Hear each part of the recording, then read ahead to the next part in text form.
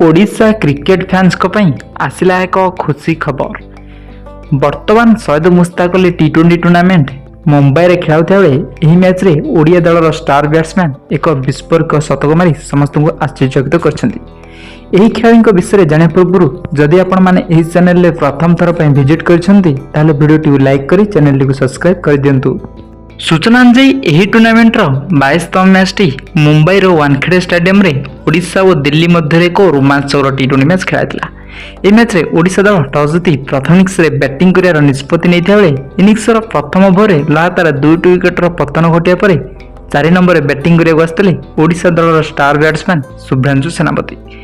शुभ्रांशु लगातार एही मैच रे मैदान चतुर्पार्श्व रे छक्का चौकार वर्षा करी दलीय स्कोर को द्रुतगति आगे नेबा सह से एही मैच रे मात्र 48 बॉल खेली 114 रन एक विस्फोरक शतक इनिंग्स खेलिथिले।